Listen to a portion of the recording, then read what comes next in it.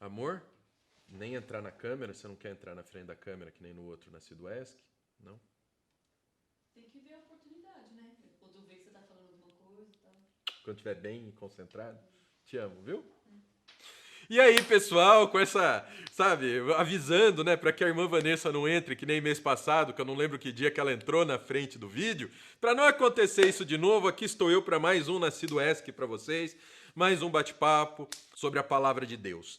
E aí, hoje é dia de treta aqui no Nascido, isso mesmo. E aí, afinal, sorteiro pode ser pastor? Como é que fica o negócio aí? Ou só os casados? Como é que fica a coisa? Vamos analisar isso nesse Nascido ESC. Bom, pastor pode ser solteiro? Tenho primeiro algumas passagens para a gente entender um pouco disso. 1 Timóteo 3,12, eu vou ler na revista atualizada para vocês, tá?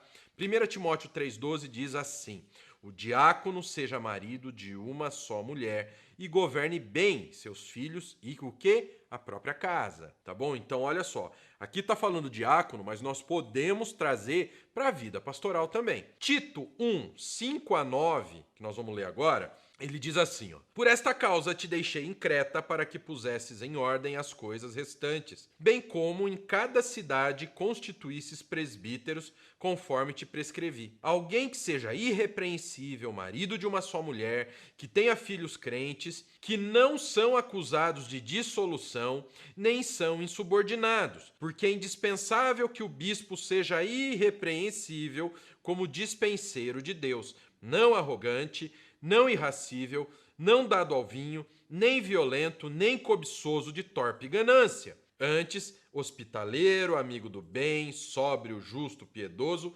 e tenha domínio de si, apegado à palavra fiel, que é segundo a doutrina, de modo que tenha poder tanto para exortar pelo reto ensino, como para convencer os que o contradizem. Olha que maravilha! Aqui tá falando de marido de uma só mulher, tá bom? Agora vamos dar uma olhada 1 Coríntios, nós vamos ler alguns versos, tá? Nós vamos ler do 25 ao 38. Calma, pessoal, vamos ler para a gente ter a palavra nas mãos e aí a gente vai desenvolver o assunto, tá certo? Então vamos lá. Com respeito às virgens, não tenho mandamento do Senhor. Porém, dou minha opinião como tendo recebido do Senhor a misericórdia de ser fiel. Considero, por causa da angustiosa situação presente, ser bom para o homem permanecer assim como está. Estás casado? Não procures separar-te. Estás livre de mulher? Não procures casamento. Mas, se te casardes, com isto não pecas. E também se a virgem se casar, por isso não peca. Ainda assim, tais pessoas sofrerão angústia na carne.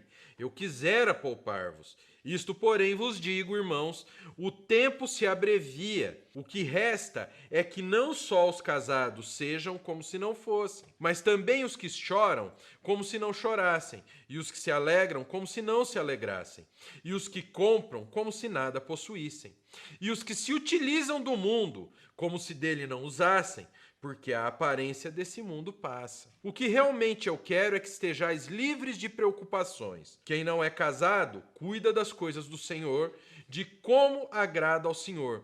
Mas o que se casou, cuida das coisas do mundo e de como agradar a esposa. E assim está dividido. Também a mulher, tanto viúva como a virgem, cuida das coisas do Senhor para ser santa. Assim, no corpo como no espírito, a que se casou, porém, se preocupa com as coisas do mundo, de como agradar seu marido. Digo isso em favor dos vossos próprios interesses.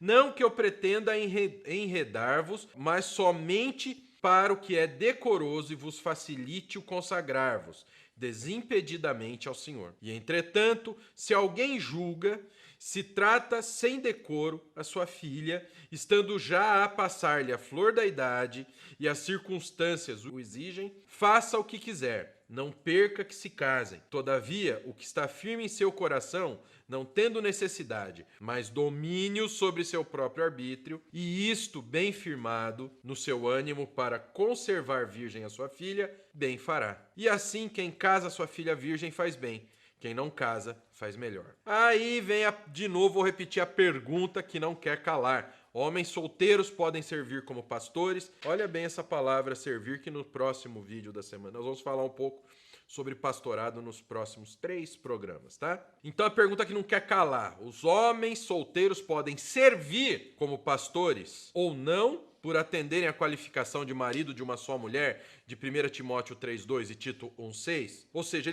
os solteiros podem servir como pastores?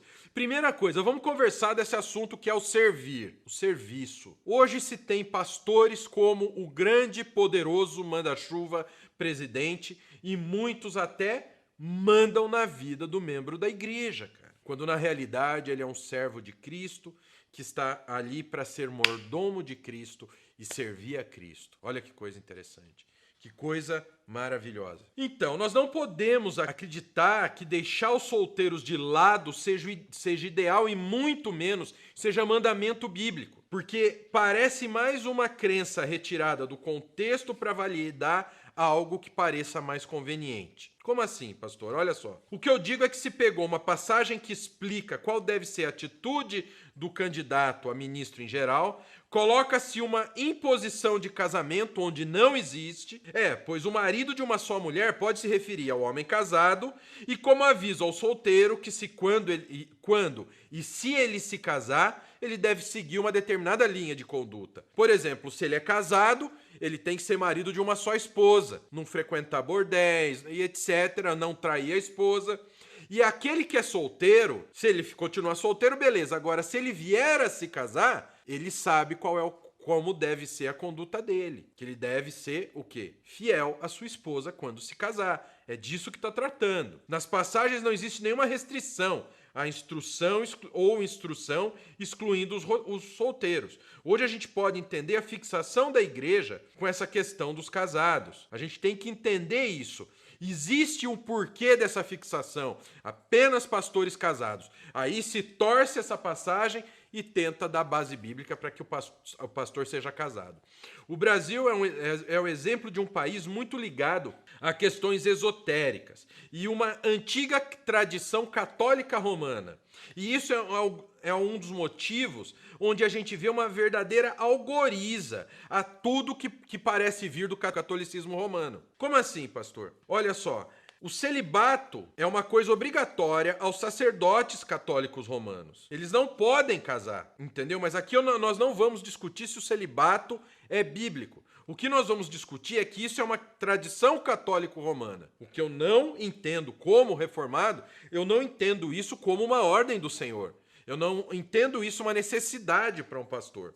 E a igreja evangélica, no afã de bater de frente, bom, se o padre não pode casar, então nós vamos pegar esse versículo, vamos usar ele como desculpa para que o pastor seja obrigado a casar. Eu fui ordenado solteiro. E Deus me presenteou com a mulher da minha vida, que eu brinquei com vocês, que eu brinquei aqui já no Nascido Esque com vocês, que ela já entrou no meio da câmera. Então nós temos que pensar que existe essa questão. Outro ponto de vista, pessoal, e que também é muito levado em conta, além dessa necessidade de bater de frente com o catolicismo, a gente tem uma questão muito clara. Várias igrejas, denominações que eu já passei, desde o início da minha conversão, que vocês sabem que eu fiz o caminho oposto, né? Eu vim do neopentecostalismo para a reforma, para a teologia reformada.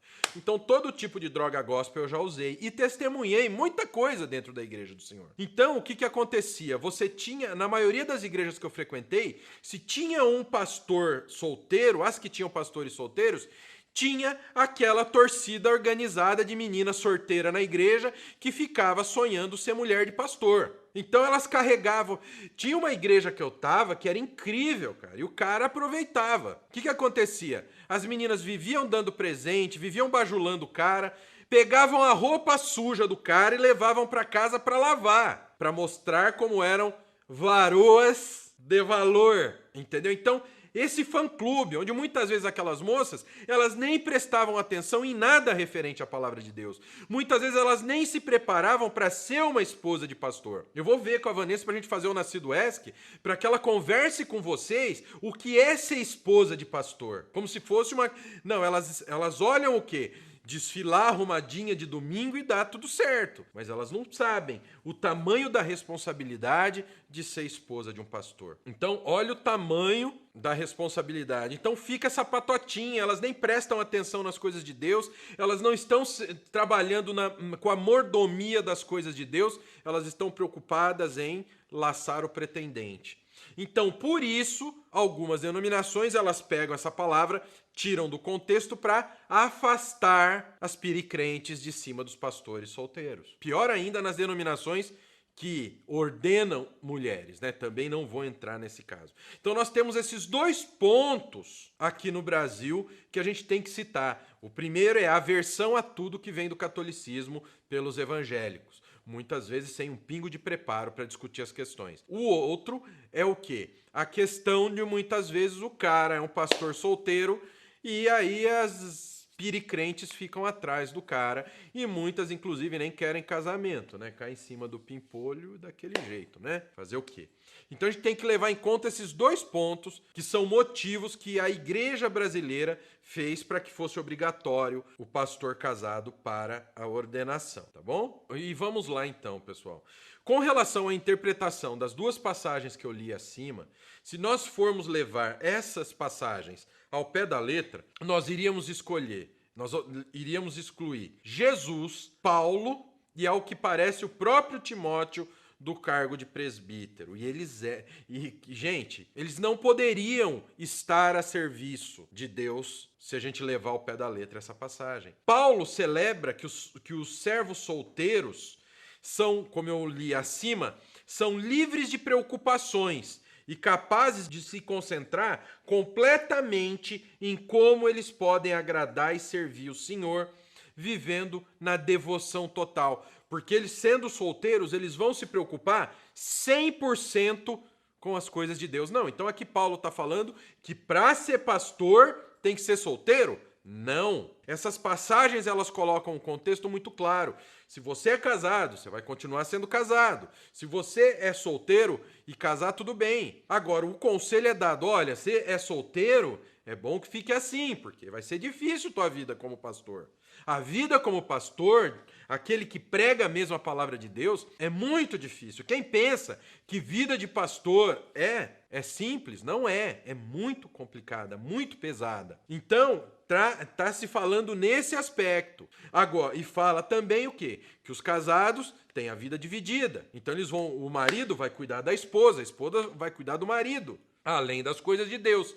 E o solteiro vai poder focar 100% nas coisas de Deus. Tá? Baseado nisso, homens solteiros que servem como pastores podem se destacar dessas verdades na vida da congregação. Assim como os presbíteros casados podem viver diante das suas congregações o valor imensurável de um casamento saudável e de uma paternidade piedosa. Também um presbítero solteiro pode viver os aspectos superiores da vida de solteiro, como mostrado em 1 Coríntios 7.